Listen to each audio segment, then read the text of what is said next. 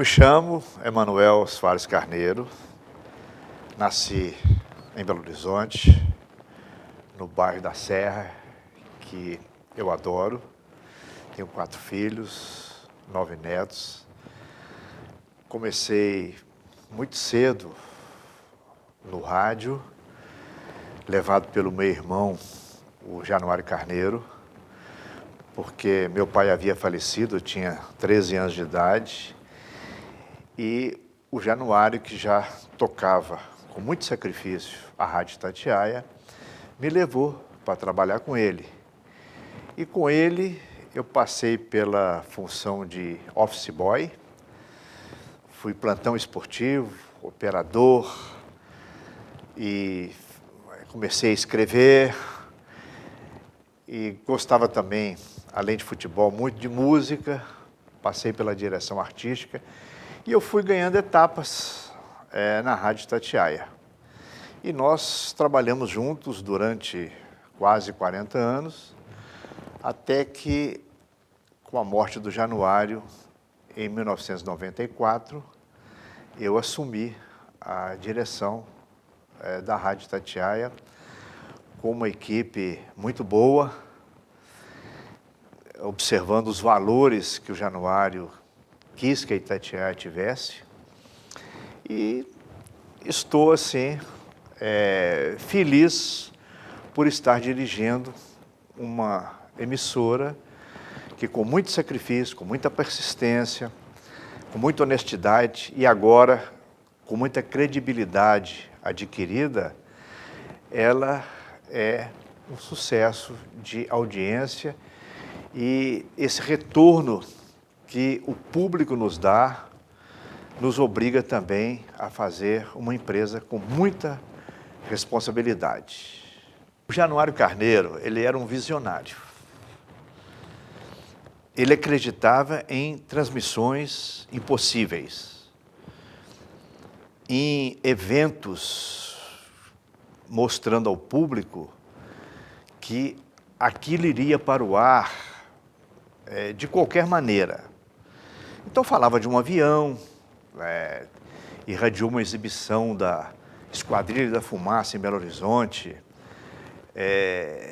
de cima de um dos aviões. E o Januário Carneiro apostou muito também em jovens talentos, em pessoas que não tinham oportunidade nas emissoras que estavam no ar na época e que foram, através da Itatiaia, se tornando profissionais. E isso gerou uma série de novos profissionais no rádio e na televisão em Belo Horizonte e em Minas Gerais. Funcionários que saíram da Itatiaia foram trabalhar em outras praças, mas que mantiveram a Itatiaia no coração, porque a Itatiaia foi a primeira chance, o primeiro carinho, o pré-primário de todos eles. E isso foi dando à Itatiaia uma simpatia muito grande com o público, porque ela falava, às vezes, verdades na sua cobertura, ela contestava, ela tinha opinião. Não era uma emissora chapa branca. Por isso é que, até hoje, o que a gente preserva assim, com muito carinho, numa redoma, é a nossa credibilidade. Não enganar o público, não fazer uma mistura entre departamento comercial e conteúdo jornalístico, conteúdo esportivo. Tudo isso nos ajudou muito a ter esse carinho com o público. Eu, sempre que chega um funcionário novo para Itatiaia, vindo do UniBH, eu faço a ele algumas perguntas. Onde você nasceu? Quem é seu pai? Às vezes eu conheço seu pai, seu tio. Você morou em Belo Horizonte? Onde você estudou? Tem umas perguntas. Se você está com vontade. Quer dizer, qual a área do jornalismo que você quer? Porque jornalismo tem jornalismo político, jornalismo econômico, jornalismo policial. Eu só não pergunto a ele, a esse candidato, no caso, se ele for jornalista, qual é o partido dele, se ele é PT, se ele é PSDB, se ele é PMDB, se ele é tucano, porque cada um tem o direito de ter a sua preferência. E no esporte também a mesma coisa. Faço várias perguntas, só não pergunto o clube, para que time que você torce. Porque se ele falar para mim, olha, eu não torço para time nenhum para agradar, ele está mentindo. É impossível, na minha opinião, por experiência, que um rapaz de 18, 19 anos, que aos 9, aos 10 anos de idade, gostando de futebol, ele não tenha uma opção por algum clube.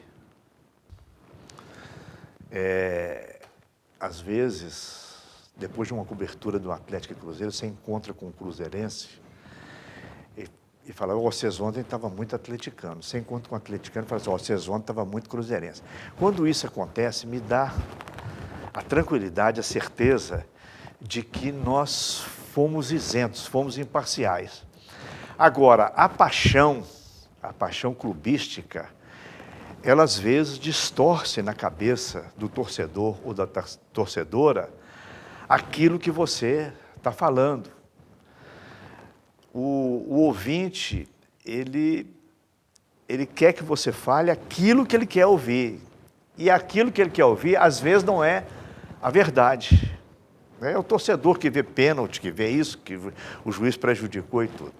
Isso é muito gratificante, dá trabalho, mas nós temos a consciência tranquila, isso é bom dizer, sempre, que esse lado de imparcialidade, a Itatiaia preserva como sendo um fundamento intocável, ser imparcial o tempo todo. O nosso leque de abrangência, ele é muito amplo. E a informação hoje que a Itatiaia tinha assim como quase que uma, como eu diria, que palavra que é? Bom, ela era quase sozinha, né? Hoje já existe uma concorrência muito grande, já existem emissoras que dão noticiário geral o tempo todo, 24 horas por dia. Nós temos hoje uma concorrência, e não só de emissoras de rádio. Nós queremos dar uma notícia na frente do jornal e da televisão. Nos incomoda muito pegar um jornal no dia seguinte e ter ali uma notícia que você não deu. Né? Nós fazemos a maior força, primeiro, para dar a notícia correta. Isso também é intocável. A notícia ela tem que ser checada e cuidado com a pressa de dar a informação na frente. Tem uma frase que eu ouvi há mais de 30 anos num congresso, que eu guardei e eu acho uma das mais importantes para falar sobre o rádio. O cidadão disse o seguinte, era um professor, foi um seminário sobre rádio em São Paulo. Ele falava o seguinte, você, na sua comunicação pelo rádio, tem que falar frases curtas, com muita clareza, sem procurar palavras difíceis, caprichando na dicção. Cuidado, porque no português algumas palavras, elas se parecem muito. Ele falou em números, falou assim, o 10 parece com 3, parece com 6. Você fala 6? Fala assim, 10, 6, 3, né? Com muita clareza. E ele concluiu essa afirmação dele, ele deu vários exemplos. Falou o seguinte, quem está do outro lado, quem está ouvindo o rádio, não tem a imagem, é só a voz. E quem está do outro lado não pode pedir para você repetir. Se ele não entendeu, não tem jeito. Eu agora estou com uma implicância. pode ser implicante em algum momento, né? Dos locutores esportivos falarem 5 minutos da etapa complementar. Eu falo, gente, eu nunca vi um torcedor de futebol falar que o gol foi feito aos 5 minutos da etapa complementar. Fala segundo tempo, pelo amor de Deus. Segundo tempo, é assim que o torcedor se refere àquele tempo do jogo. Então, tem umas coisas ainda que a gente procura corrigir. Mas vai tudo bem, a audiência é muito boa. Eu chamava o Oswaldo Faria na minha sala para a gente discutir assuntos de futebol e a gente passava aquilo que a empresa queria. Quando eu descia no esporte, o Oswaldo era meu chefe. Então ele puxava minha orelha, chamava minha atenção, né? E agora é com a Úrsula Nogueira. Eu continuo fazendo programa esporte na Itatiaia. Então, quando eu entro no departamento de esportes, eu sou mais um ali e me dou muito bem com a equipe, né? A idade, às vezes, te ajuda muito quando você fala sobre algum fato, cita algum exemplo, fala sobre, morreu fulano de tal lá no Uruguai. Não, foi campeão em 1950, era o goleiro da seleção uruguaia, que ganhou aquele jogo no Maracanã. Aí, e tal, né? Isso ajuda muito. E hoje tem o Google, tem a internet, tem aquilo que é colocado à disposição do profissional de comunicação hoje, não existia anos atrás. E isso ajuda muito. Quando começou a chegar a internet, o rádio, que já tinha uma disputa muito grande com a televisão, pensou mais ou menos assim, mais um concorrente para dividir o bolo. Chegou a internet e nós usamos a internet praticamente desde os primeiros momentos e nos aproveitamos muito porque ela criou uma facilidade de comunicação com o ouvinte impressionante. A vida em família? Eu tenho 4 filhos com uma ex-mulher, tenho 11 netos, tenho um que nasceu recentemente, tem 1 ano e pouco, e tenho uma neta já de 26 anos que se formou como jornalista aqui no UniBH, que é a Ana Cecília Carneiro. Foi professora, foi aluna da Vani, da Nair Prata e tudo mais. Eu tenho agora uma outra mulher, se chama Ilma, que foi durante muitos e muitos anos professora universitária, é a minha companheira atual. E eu vivo muito bem em família, curto muito os meus filhos, os meus amigos, vou nos aniversários do pessoal da Itatiaia, nas homenagens, nas despedidas. Tenho, assim, um lado social. Gosto muito do que faço. E, pegando um pouquinho do Januário, que foi um grande mestre, foi professor de todos nós, me ensinou muito, como irmão, como patrão, como professor, como companheiro. Eu quero passar também essa experiência, pegando o rádio antigo, aquilo que ele nos deu até aqui como sustentação, como base, como alicerce, como pilar de tudo isso, para que a gente continue aplicando os mesmos valores que fizeram da Itatiaia o que é hoje a Rádio Itatiaia. Uma emissora única, bem aceita, ela é polêmica, ela é rápida, mas, acima de tudo, a Itatiaia é confiável. Posso fazer um bate-bola? Bate-bola. Joga aqui. Eu considero que o rádio, hoje, nos dias atuais, ele é muito pouco observado pela mídia, pela publicidade. A publicidade tem, assim,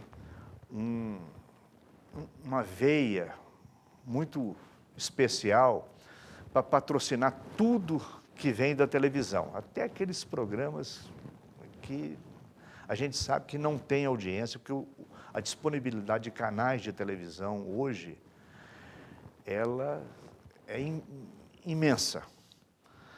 Mas, por exemplo, a Itatiaia, ela fala para 2 milhões, a média, 2.300.000 ouvintes diferentes a cada 30 dias, ouvintes diferentes.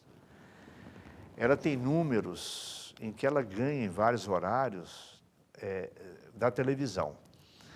E, às vezes, você fica incomodado vendo um anunciante que poderia estar sendo muito melhor servido pelo rádio do que por um canal inexpressivo a cabo de televisão só porque tem alguém fazendo uma palhaçada especial e tem aquela empolgação, né? Aquele amor novo por tudo que vem da mídia de televisão. Isso é a minha observação atual. Não estou reclamando isso em nome da Itatiaia. Itatiaia, às vezes, ela tem até problemas de encaixar um anunciante na sua programação. Mas o rádio em si, que até aqui prestou um serviço enorme ao Brasil, o rádio está carente de reconhecimento de anunciantes. E nós, rádio instituição, sempre ficamos dependendo de algumas providências do governo e de autoridades e de deputados para resolverem problemas antigos que são inadiáveis e que nos prejudicam em termos de audiência. Citando apenas um. A Voz do Brasil foi criada em 1937, durante o Estado Novo de Getúlio Vargas, quando não tinha televisão. Isso permanece até hoje. O Brasil para às 7 horas da noite para irradiar por todas as emissoras a Voz do Brasil. Você, para transmitir um jogo, começando às 7h30 da noite, você tem que fazer uma mágica, ir à Justiça Federal, entrar com mandado de segurança, liminar, cautelar, não sei o que mais. E isso é uma medida excepcional. E já há 11, 12 anos, isso está aprovado pela Câmara, pelo Senado, pela Comissão de Constituição e Justiça do Senado e da Câmara, para nós flexibilizarmos a Voz do Brasil. Não é acabar com a Voz do Brasil, como muita gente entende errado. É permitir a uma emissora de rádio colocar até às 10 horas da noite a Voz do Brasil na sua grade de programação. Mas isso é uma bola na marca do pênalti, sem goleiro, e não aparece aquele para chutar, ter a coragem de chutar. Estamos esperando, fazendo o fosso. Não sei, isso não sei. Algumas coisas no Brasil, elas custam muito a acontecer. Hoje, o horário de 7 às 8 da noite, ele é nobre, é um horário nobre. Por quê? Você informa o trânsito para as pessoas que estão engarrafadas em Belo Horizonte, no Rio, São Paulo, nas grandes cidades. Você poderia estar prestando ali um ótimo serviço à população. E, às vezes, tem um acontecimento que você tem que interromper às 7 horas da noite, você tem que deixar a informação para depois de 8 horas, ou um incêndio que esteja acontecendo, ou uma manifestação. Tem 1000 coisas acontecendo, o dia não acaba mais às 5 horas da tarde, às 6 horas da tarde. As pessoas se locomovem. Há engarrafamentos gigantescos em Belo Horizonte entre 7 e 8 horas da noite. Estão acontecendo com muita frequência e você fica limitado. O rádio pede isso. Eu estou dizendo isso aqui nesta gravação, porque já passou da hora das emissoras terem o direito de escolherem o que é melhor na sua programação. Aí o governo te empurra uma Voz do Brasil, dando as notícias que você já deu e repetiu durante todo o dia, não tem novidade nenhuma. Os anos de 2013 e 2014 foram muito bons para o futebol de Minas Gerais. E nós já estamos terminando o 5º mês de 2015 e os times não estão passando a mesma confiança desses anos anteriores. O Atlético é favorito, o Cruzeiro é favorito, ficou essa imagem. As contratações que fizemos para esta temporada não foram felizes até aqui, e isso atingiu principalmente o Cruzeiro, que está pagando um preço por ter desfeito um time muito bom, que terminou o ano de 2014, e tendo hoje um time que não se acertou nesses primeiros meses. Mas futebol é cíclico. Você hoje está numa semana ruim e na semana que vem pode estar ganhando jogos que você não esperava ganhar. É assim que vive o futebol. Vida que segue. Nós sempre transmitimos para o público uma confiança, um otimismo muito grande, defendendo o futebol mineiro, que tem sido vitorioso. O mercado publicitário mineiro não abastece os clubes de verbas que poderiam estar dando a eles mais condição financeira. Vou citar o exemplo do Cruzeiro, que é bicampeão brasileiro, que estava até ontem numa situação muito boa na Copa Libertadores e que ainda não tem o seu patrocínio master. A camisa do Cruzeiro está esperando, pedindo, clamando, querendo vender esse patrocínio. E pega uma empresa do governo, Caixa Econômica Federal, que patrocina clubes muito menos expressivos do que o Cruzeiro, que estão estampando a marca da Caixa nos seus uniformes. É isso. O Brasil tem, assim, uma repetição de que quando tudo parece que agora vai dar certo, que o país entrou nos trilhos, que o rio entrou no curso, acontece um fato inesperado que muda tudo. Então, vou pegar aqui exemplos, assim, que eu me lembro no momento. O Jânio Quadros era uma grande esperança brasileira. Foi eleito com a grande maioria, renunciou. O Tancredo foi eleito depois de uma luta imensa para o Brasil voltar a ter um presidente escolhido. Não foi ainda pelo povo, mas foi pelo parlamento. E o Tancredo morre. Quando tudo agora parecia que o Brasil caminhava, depois desses anos felizes de recursos entrando, o Brasil deu assim uma marcha ré, está num momento muito confuso. Mas da mesma forma também que o Brasil entra em depressão, ele sai também com uma coisa que ninguém consegue explicar. Por isso é que, falando deste momento, o Brasil está confuso. A presidência da República, o Senado, a Câmara dos Deputados, estão discutindo assuntos pontuais, importantíssimos, em meio a manifestações de rancor um contra o outro. O Brasil precisava de um grande projeto de crescimento.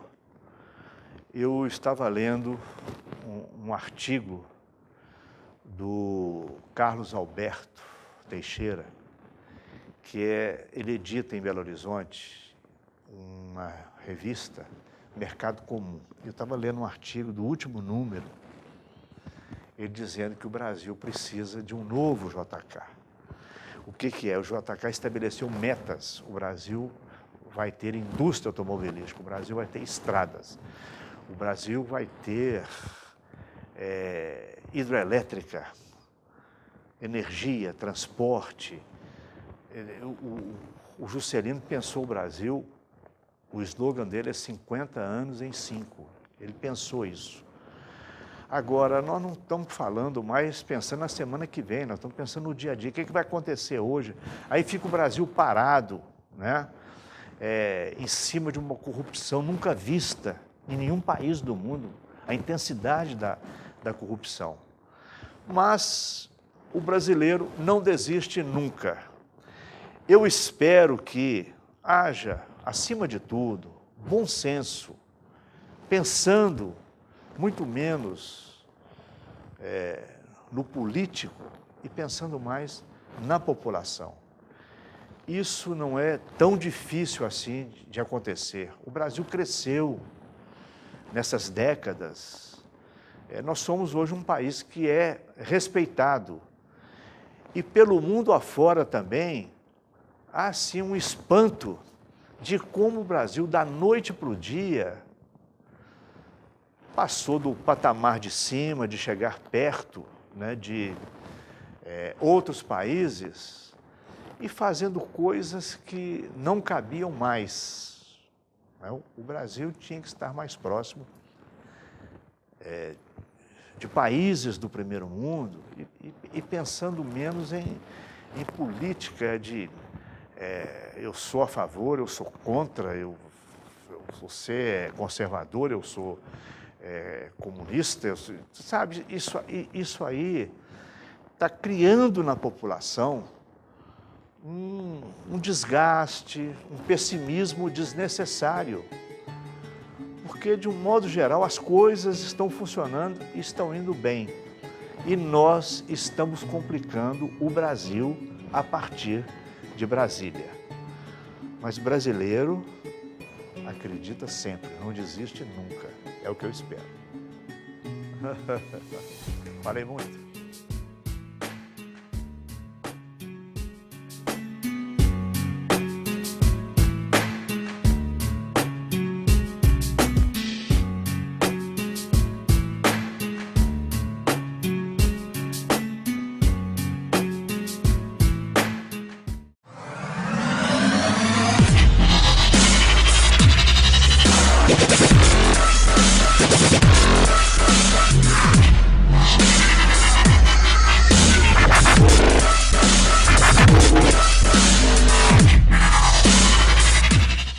Resolveu fazer uma entrevista um pouco diferente com ela. Experimentamos uma entrevista via WhatsApp. Olá, pessoal do Convergência, tudo bem? É um prazer estar participando aqui com vocês. E sim, o Instagram é uma mídia social, assim como o Facebook é.